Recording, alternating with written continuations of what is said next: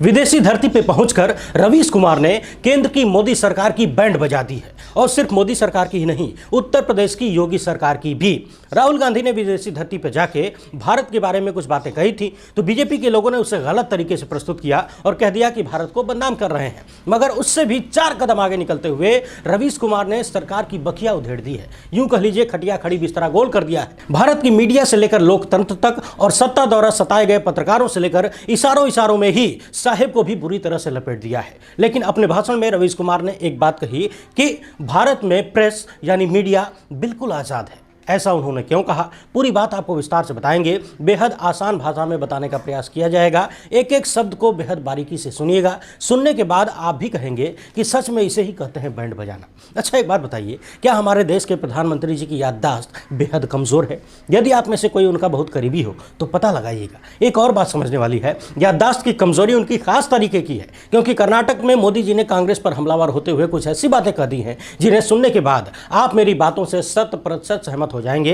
कि मामला सच में कहीं ना कहीं कुछ गड़बड़ है। अच्छा, एक सवाल का जवाब दीजिएगा कि यदि हमारे देश का चुनाव आयोग काम कर रहा होता, ईमानदारी बेईमानी छोड़ दीजिए, बस काम कर रहा होता, तो क्या हमारे देश के प्रधानमंत्री जी को चुनावी प्रचार से रोका जा सकता था? कर्नाटक में पीएम मोदी को चुनावी प्रचार से रोकने की मांग हो रही है। यह पूरा मामला भी आपको विस्तार से बताया जाएगा कि कैसे पीएम मोदी को प्रचार से रोका जा सकता है और रोका जाना चाहिए। इसके साथ ही आपको भारत में पीएम मोदी को लेकर एक नई तानाशाही का प्रमाण भी दिखाएंगे। कर्नाटक चुनाव को लेकर एक नया सर्वे भी आया है, इसका भी एक संक्षिप्त विवरण आपको दिखाया जाएगा। मगर इन सभी मुद्दों पर बातचीत शुरू करने से पहले आप सभी से अनुरोध है, यदि आप में पहली बार देख रहे हैं तो फेसबुक पर हमारे पेज को फॉलो और लाइक कर लीजिए। यूट्यूब पर सब्सक्राइब करके घंटा बजा दीजिएगा। घंटा के बगल में ज्वाइन का बटन भी है, जल्द से जल्द हमारे चैनल को ज्वाइन भी कर लीजिए। देश को गोदी मीडिया के जहरीले प्रकोप से बचाने और आम आदमी की आवाज़ को बुलंद करने में हमारे सहायक बनने का प्रयास करें। इस QR कोड या फिर इस मोबाइल नंबर का प्रयोग करते हुए हमें आर्थिक रूप से मजबूत करिए, क्योंकि हम किसी राजनीतिक दल या धन्ना सेठ के भरोसे नहीं चलते, इसलिए हमें आपके साथ की जरूरत है। बहुत बहुत धन्यवाद। सबसे पहले आपको लोकतांत्रिक तानाशाही का एक नमूना दिखा देते हैं। लोकतांत्रिक तानाशाही का मतलब तानाशाही की बिल्डिंग पर लोकतंत्र का पेंट लगा होना। अपनी स्क्रीन पर इन खबरों को जरा ध्यान से देखिए। लिखा है कि प्रधानमंत्री के मन की बात कार्यक्रम का 1वां एपिसोड न सुनने पर 100 रुपए के जुर्माने के तौर पर वसूले जा रहे हैं स्कूलों में बच्चों से। मामला देहरादून का बताया जा रहा है। इसके साथ ही कारण बताओ नोटिस भी जारी किया जा रहा है। सोचने वाली बात है, किसी के मन की बात आप अपने मन से फैसला नहीं करेंगे कि आप सुनना चाहते हैं कि नहीं सुनना चाहते हैं। यह बात कितनी हास्यास्पद है कि लोकतंत्र में जुर्माना लगाकर जबरिया किसी के मन की बात सुनवाई जा रही है। आप जरा इतिहास की किताबों को उठाकर देख लीजिए, ऐसे तमाम उदाहरण मिलेंगे जहां पर तानाशाहों के रेडियो कार्यक्रमों को सुनने के लिए लोगों को बाध्य किया जाता था। न सुनने पर तरह तरह की यातनाएं दी जाती थी। क्या यह तानाशाही रवैया नहीं है? हाल ही में मैं उत्तर प्रदेश के आजमगढ़ शहर से गुजर रहा था। शहर में कम से कम मेरी नजरों के सामने सैकड़ों की संख्या में बड़े बड़े होर्डिंग्स लगे हुए दिखे, जिस पर वहां के सांसद दिनेश लाल यादव और पीएम मोदी की तस्वीरें लगी थी और मन की बात कार्यक्रम का प्रचार किया गया था। इस तरह की कहानी पूरे देश में चल रही है और बड़े स्तर पर चलाई गई। जरा हिसाब लगाकर देखिए, एक एक बैनर पोस्टर का खर्च कितना आता होगा और किसी के मन की बात के प्रचार में कितने करोड़ रुपए देश के लुटा दिए जा रहे हैं। बाकी ये पैसा किसका है, कहां से आता है, आप सब समझदार हैं। वहीं दिल्ली से एक ऐसी खबर आई है जो भाजपा सांसद ब्रजभूषण सिंह का समर्थन करने वाले लोगों को तगड़ा झटका दे सकती है। इंडियन एक्सप्रेस की रिपोर्ट के अनुसार ब्रजभूषण सिंह पर आरोप लगाने वाली 2 महिला पहलवानों ने पुलिस को दी गई शिकायत में कई बार यौन उत्पीड़न किए जाने का जिक्र किया है। इस रिपोर्ट के अनुसार यौन उत्पीड़न और दुराचार की कई घटनाओं में छेड़छाड़, गलत तरीके से छूना और शारीरिक संपर्क भी शामिल है। इन लड़कियों ने यह भी आरोप लगाया है कि उनका यौन उत्पीड़न टूर्नामेंट के दौरान, वार्म अप के दौरान, यहां तक कि दिल्ली में फेडरेशन के कार्यालय में भी किया गया। खबरों के अनुसार सांस जांचने के बहाने ब्रजभूषण सिंह गलत तरीके से लड़कियों को छुआ करता था। वहीं देश के लोगों में लगातार इस मामले को लेकर गुस्सा पनप रहा है कि आखिर देश के प्रधानमंत्री और गृहमंत्री सन्नाटा कब तक मारे रहेंगे, कब तक उनकी जबान खुलेगी इस मामले पर। बाहुबली ने कटप्पा को क्यों मारा था? शायद इससे भी बड़ा सवाल अब यह बन चुका है, मामला अडानी के कथित फ्रॉड का हो, पुलवामा हमले पर लगे आरोपों का हो या फिर पहलवान बेटियों के यौन उत्पीड़न का हो। इन सब पर साहिब का मुंह कब खुलेगा? कर्नाटक चुनाव में कांग्रेस ने अपने घोषणा पत्र में PFI और बजरंग दल जैसे कट्टरवादी संगठनों पर बैन लगाने की बात कही, जिसके बाद से देश के प्रधानमंत्री ने इस मामले को गलत तरीके से प्रस्तुत करते हुए बजरंग दल को बजरंग बली से जोड़ने का प्रयास किया और कह दिया कि कांग्रेस वाले बजरंग बली को ताले में बंद करना चाहते हैं। यानी कि एक और सफेद झूठ देश के सामने रख दिया गया। लेकिन अब देश के अलग अलग हिस्सों से बजरंग दल जैसे संगठनों पर बैन लगाने का समर्थन कांग्रेस को मिल रहा है। उत्तर प्रदेश के पूर्व मुख्यमंत्री अखिलेश यादव ने भी बजरंग दल पर बैन बैन लगाने का समर्थन किया है। इसके साथ ही ये भी याद दिलाया कि एक वक्त था जब सरदार वल्लभ भाई पटेल ने आरएसएस पर प्रतिबंध लगा दिया था। अखिलेश यादव ने कहा कि देश और समाज में नफरती संगठनों की कोई जगह नहीं होनी चाहिए। अब बात जब कर्नाटक की आ ही गई है तो पूरी कर लेते हैं। लेकिन हाँ, विदेशी धरती पर रवीश कुमार ने किस तरह से पंजाबी ढोल नगाड़ा बजाया है, या यूं कह लीजिए कि ढोल फाड़ दिया है, उसे सुनकर ही जाइएगा। तो सवाल यह है कि क्या देश के प्रधानमंत्री यानी श्री नरेंद्र मोदी जी की याददाश्त बेहद कमजोर है? लेकिन समझने वाली बात एक और भी है कि इस सवाल का जवाब हां या ना में बिल्कुल भी नहीं हो सकता। ऐसा क्यों है, अभी पता चल जाएगा।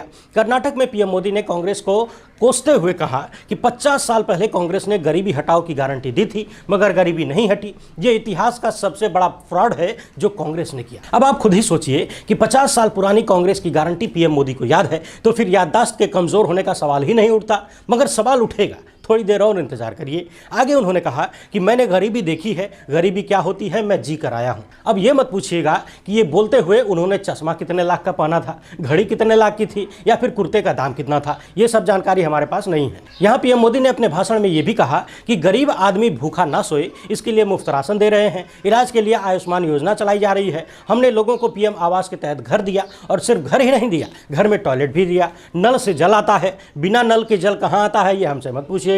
आगे उन्होंने उज्ज्वला योजना के तहत गैस का जिक्र भी कर दिया। हालांकि यहां एक और बड़ा सवाल उठता है कि उज्ज्वला योजना के तहत जितने लोगों को सिलेंडर दिया गया, उनमें से कितने लोग उसे रिफिल करवा पा रहे हैं, या फिर सिलेंडरवा घर में जगह चेक कर बैठा है। आगे उन्होंने यह भी बताया कि पीएम आवास वाले घर में बल्ब जगमगाता है। लेकिन असली मैटर अब सामने आ रहा है। सुनिए, प्रधानमंत्री जी ने कहा कि कांग्रेस की सरकारों में ये सारी सुविधाएं पाने के लिए कमीशन देना पड़ता था। अब सोचने वाली बात यह है कि कमीशन की चर्चा पीएम मोदी कर्नाटक में जाकर कर रहे हैं, जहां चारों तरफ चर्चा है कि भाजपा सरकार 40% कमीशन वाली सरकार है। कर्नाटक को तो छोड़िए, पीएम आवास में और शौचालय में उत्तर प्रदेश चुनाव के दौरान हमने दिखाया था कि किस तरह से शायद ही कोई ऐसा लाभार्थी मिला हो जिसने ये कहा हो कि बिना कमीशन दिए उसे सरकारी आवास या शौचालय मिल गया हो।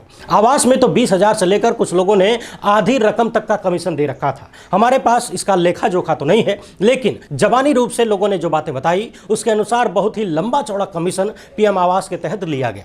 और बहुत सारे ऐसे भी थे जो कह रहे थे कि कमीशन देने के बावजूद अभी तक आवास के इंतजार में टुकुर टुकुर ताक रहे हैं। आगे प्रधानमंत्री जी ने कहा कि कांग्रेस की आदत है झूठा कमेंट करना, झूठी गारंटी देना। कर्नाटक में भी ये लोग झूठी गारंटी दे रहे हैं, और इसके बाद तो प्रधानमंत्री जी ने गड़बड़ेशन ही कर दिया। चले गए हिमाचल और कहने लगे कि हिमाचल में कांग्रेस ने 1 लाख रोजगार पहली कैबिनेट में देने का वादा किया था, मगर जब पत्रकारों ने पूछा तो जवाब दिया कि कमेटी बना दी गई है, ये धोखा है। इसी तरह से महिलाओं को 1500 रुपए देने का वादा भी किया गया था। सवाल करने पर कांग्रेस कहती है कि कमेटी बना दी गई है। कांग्रेस वाले गारंटी दे देते हैं और बाद में कमेटी का झुंझुना थमा देते हैं। अब सोचने वाली बात यह है कि कुछ महीने पहले हिमाचल में कांग्रेस की सरकार बनी है, उस सरकार ने 1 लाख रोजगार देने का वादा पूरा किया कि नहीं किया ये प्रधानमंत्री जी को याद है। लेकिन उन्होंने साल 2014 में पूरे देश से हर साल 2 करोड़ नए रोजगार देने का वादा किया था, वो याद नहीं है। साल 2019 में 100 स्मार्ट सिटी बनाने का वादा किया था, शायद वो भी भूल गया है। साल 2022 तक किसानों की आय दोगुनी होने वाली थी, पता नहीं 2022 कहाँ अटक गया है। जल्दी आ जाता तो किसानों की आय दोगुनी हो जाती। वहीं एक वादा और किया गया था कि जब हम आज़ादी की 75वीं वर्षगांठ बना रहे हों तो हर परिवार के पास अपना घर होना चाहिए। क्या ये सारे वादे पूरे हो गए? आप कहेंगे कि 15 लखवा कहाँ छोड़ दिए, चलिए उसे भी याद कर लीजिए। अब आप ही लोग बताइए कि याददाश्त कमजोर है या फिर केवल अपना वादा याद नहीं है, दूसरों वाला याद रहता है। और आगे तो इन्होंने गजबे कर दिया, कहने लगे कि हिमाचल में गरीब और मिडिल क्लास कांग्रेस से बहुत नाराज है। अभी 2-3 दिन पहले ही हिमाचल में म्युनिसिपल कॉर्पोरेशन का चुनाव हुआ। 34 में से 24 सीटें जीतकर कांग्रेस ने बीजेपी का सुपड़ा साफ कर दिया और भारतीय जनता पार्टी 9 सीटों पर सिमट गई, यानी दहाई का आंकड़ा भी नहीं छुपाई। मगर इसके बावजूद प्रधानमंत्री जी को लगता है कि हिमाचल में गरीब और मिडिल क्लास बहुत नाराज है कांग्रेस से। अब इन बातों पर क्या ही कहा जाए। अब हम कुछ कहेंगे तो भक्तगण कहेंगे कि कह रहे हैं। वहीं जनता के असल मुद्दों को छोड़कर पीएम मोदी ने कर्नाटक में द केरला स्टोरी नाम की एक फिल्म का सहारा भी ले लिया और कांग्रेस पर आरोप लगा दिया कि कांग्रेस उनके समर्थन में है। जबकि लोग पूछ रहे हैं कि जिस वक्त की ये घटना बताई जा रही है फिल्म में, उस वक्त सत्ता में तो आप थे, फिर कांग्रेस की जिम्मेदारी कैसे आ गई? यदि आपकी सरकार रहते हुए केरल की 32,000 लड़कियों को कट्टरवादी संगठन ISIS में शामिल करा लिया गया, तो फिर ये आपका फेलियर नहीं है क्या? ये मोदी सरकार का फेलियर नहीं है? पूर्व IAS सूर्यप्रताप सिंह लिखते हैं कि आप कह रहे हैं कि 32,000 लड़कियों को ISIS में अपने जाल में फांस लिया और देश के गृह मंत्री और भारत सरकार के कानों में जूं तक नहीं रहेंगी। अगर सच में ऐसा हुआ तो क्या ये भारत सरकार की सबसे बड़ी विफलता नहीं है? है। अगर इसमें सच्चाई है तो क्या देश के गृह मंत्री को इस्तीफा नहीं दे देना चाहिए? अब सूर्य प्रताप सिंह जी को कौन समझाए कि जब देश के गृह मंत्री खुद कर्नाटक में बोल रहे हैं कि यदि भाजपा को वोट नहीं दिया, कांग्रेस सत्ता में आ गई तो दंगे होंगे, इसके आगे क्या कहना बाकी रह जाता है? जब देश का गृह मंत्री खुद ही दंगों की भविष्यवाणी कर दे तो क्या आप किसी भी विफलता पर उनके इस्तीफे की उम्मीद कर सकते हैं? वहीं कर्नाटक को लेकर सी वोटर का एक नया सर्वे आया है, जिसके अनुसार कांग्रेस को 110 से 122 सीटें, बीजेपी को 73 से 85 सीटें, जेडीएस को 21 से 29 सीटें मिलने का अनुमान दिया गया है। वहीं जब जनता से पूछा गया कि कर्नाटक में कौन जीतेगा तो 44% लोगों ने कांग्रेस के पक्ष में वोट किया और मात्र 32% लोगों ने बीजेपी के पक्ष में वोट किया है। बाकी महत्वपूर्ण चीजें पत्रकार रणविजय सिंह ने काफी संक्षेप में शेयर की थी, इसलिए हमने यहां पर लगा दिया है। आप चाहें तो वीडियो को पॉज करके पढ़ लीजिए। अब बात कर लेते हैं कि क्या कर्नाटक चुनाव में पीएम मोदी के प्रचार करने पर रोक लगाई जानी चाहिए और लगाई जा सकती है यदि ईमानदारी से काम हो तो। हाल ही में राजस्थान के मुख्यमंत्री, कांग्रेसी मुख्यमंत्री अशोक गहलोत ने एक बयान में कहा है कि प्रधानमंत्री खुलेआम कर्नाटक में धर्म के नाम पर वोट मांग रहे हैं, जबकि ये असंवैधानिक है। इसके साथ ही उन्होंने कुछ उदाहरण भी दिए कि पूर्व में इस तरह की चीज़ों पर कार्रवाई हो चुकी है, प्रचार पर बैन लगाया जा चुका है। आज भी यदि कायदे से कार्रवाई की जाए तो प्रधानमंत्री को कर्नाटक में चुनावी प्रचार से रोका जाना चाहिए और रोका जा सकता है। जैसा कि आप लोग लगातार देख रहे हैं, जब से प्रधानमंत्री जी कर्नाटक पहुंचे हैं तब से उनका पूरा प्रयास है, हालांकि ये प्रयास बहुत पहले से चल रहा है कि कर्नाटक का चुनाव धर्म के नाम पर लड़ा जाए। और कर्नाटक ही नहीं, जहां भी चुनाव होता है बीजेपी का आखिरी हथियार यही होता है, यानी कि कर्नाटक में भी धर्म का तड़का लगाने के लिए बीजेपी तैयार है। ये अलग बात है कि बीजेपी लगातार ये कोशिश कर रही है कि कर्नाटक में भी धर्म का तड़का लगा दिया जाए। अब जनता उस छौके में जाने के लिए तैयार है कि नहीं, ये तो वक्त बताएगा। अब मैं आपको बारी बारी से रवीश कुमार द्वारा ब्रसेल्स में कही गई बातें सुनाता हूं, एकदम ध्यान से एक एक लाइन को सुनिएगा, क्योंकि उन्होंने हर एक मुद्दे को छूते हुए बहुत ही महत्वपूर्ण बातें कही हैं। एक और बात याद दिला दूं, रवीश कुमार को यहां पर difference day honorary title for freedom of expression पुरस्कार स्वीकारने गए थे, मगर इसी कार्यक्रम से पहले ही उनकी माताजी का निधन हो चुका था। इसके बावजूद उन्होंने देश के प्रति अपने मन में जो विचार था, जो चिंताएं थी, उनको खुलकर व्यक्त किया और जनता के सामने रखा। उनकी बातें सुनने से पहले मैं आपको ये तस्वीर दिखाना चाहता हूं। इस तस्वीर को जरा ध्यान से देखिए, क्या समझ में आ रहा है? ऐसा लग रहा है कोई व्यक्ति पीछे से जोर से रवीश कुमार का मुंह दबाए हुए है, मगर उसी में जोर लगाते हुए अपना मुंह खोलकर बोलने की कोशिश कर रहे हैं रवीश कुमार। मुंह दबाने वाला कौन है बताने की जरूरत नहीं है, आपको समझ में आ गया हो तो कमेंट बॉक्स में लिख दीजिएगा। इस कार्यक्रम में बोलते हुए रवीश कुमार ने कहा कि दुनिया भर में विरोध की आवाजों को दबाया जा रहा है। संवैधानिक संस्थाएं मुखर आवाजों को सुरक्षा देने में विफल हो चुकी हैं। परिवार से लेकर विश्वविद्यालयों तक बोलने की आजादी कम होती जा रही है। बोलने पर सर्विलांस बढ़ता जा रहा है। आज भारत का मीडिया सरकार का हथियार बन गया है लोकतंत्र को कमजोर करने के लिए। इस दौरान रवीश कुमार ने बताया कि किस तरह से किसान आंदोलन के दौरान देश का मीडिया किसानों को आतंकवादी बता रहा था। किसानों के सामने सड़क पर कटीले तार लगाए जा रहे थे, कंक्रीट की ऊंची ऊंची दीवारें बनाई जा रही थी, यहां तक कि किसानों के बैंक अकाउंट को भी फ्रीज किया जा रहा था। आगे उन्होंने कहा कि आजकल एक नया तर्क दिया जा रहा है कि सरकार की नीतियों से यदि असहमति है तो उसे केवल देश के भीतर ही व्यक्त की जा सकती है। इस हिसाब से तो आपके पड़ोस में चल रहे युद्ध के बारे में किसी को कोई राय ही नहीं होनी चाहिए। किसी को भी हिटलर की उस जर्मनी की बात नहीं करनी चाहिए जिसने आम आदमी को हत्यारा बना दिया था। क्या जर्मनी के बारे में बात करने के लिए मुझे फ्लाइट पकड़ के म्यूनिख जाना होगा? लोकतंत्र की चिंताओं को हम भौगोलिक और राजनीतिक सीमाओं में कैसे बांध सकते हैं? आगे रवीश कुमार ने कहा कि प्रधानमंत्री कहते हैं कि लोकतंत्र केवल एक सिस्टम नहीं है बल्कि स्पिरिट है। मैं उनसे इत्तेफाक नहीं रखता, मगर यदि इसे ही सही मान लिया जाए तो क्या स्पिरिट को भू राजनीतिक सीमाओं में बांधा जा सकता है?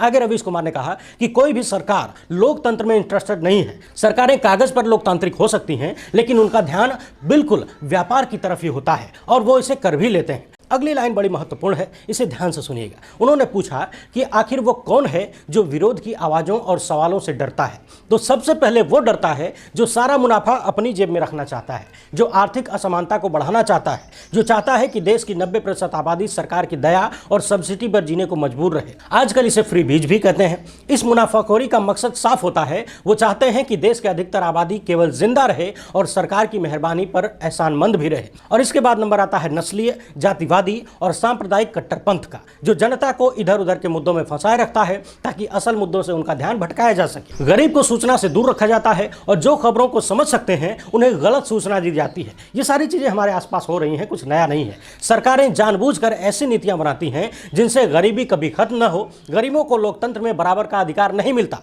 लोकतंत्र सिर्फ सत्ता और उसके समर्थकों के लिए ही बचा है, सत्ता विरोधियों के लिए लोकतंत्र बिल्कुल भी नहीं है। आगे भारत में पत्रकारिता पर बोलते हुए रवीश कुमार ने कहा कि आज पत्रकारिता का काम बहुत ही कठिन हो गया है। अच्छी पत्रकारिता का रास्ता अब जेल के डर से होकर गुजरता है। भारत में बहुत सारे पत्रकारों को जेल जाना पड़ा है, मुकदमे भी हुए हैं।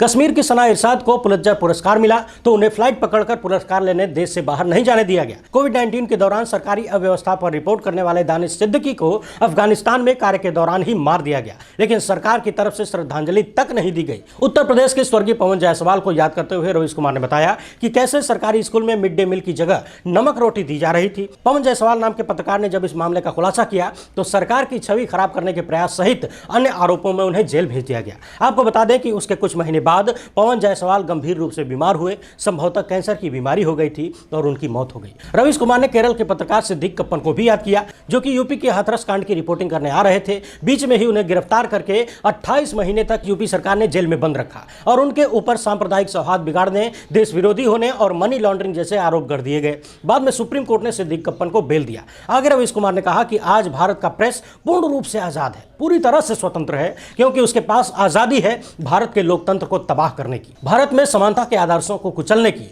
आज भारत की मीडिया के पास प्रेम और सौहार्द की जगह झूठ और नफरत फैलाने का तथा असहमति और विपक्ष की आवाज को दबाने की पूर्ण आजादी है। यानी कि कुल मिलाकर अपने इस भाषण में रवीश कुमार ने भारत में वर्तमान में लोकतांत्रिक परिस्थितियों और मीडिया के रोल को लेकर सरकार की बखिया उधेड़ दी और बता दिया कि वो रुकने वाले नहीं है। जैसा कि मैंने बताया कि इस कार्यक्रम में शरीक होने से पहले ही रवीश कुमार की माताजी का निधन हो चुका था, मगर इसके बावजूद उन्होंने देश को लेकर अपनी चिंताएं खुलकर सामने रखी। इसके साथ ही भाषण के अंत में उन्होंने अपनी मां का नाम लेते हुए बातचीत का अंत किया, लेकिन उनकी बातचीत पूरी होने के बावजूद पूरा हाल कई मिनट तक तालियों की गूंज से गूंजता रहा। वीडियो अच्छी लगी हो तो ज्यादा लोगों तक पहुंचाइएगा। हमसे जुड़ने के लिए बहुत बहुत धन्यवाद। जय हिंद।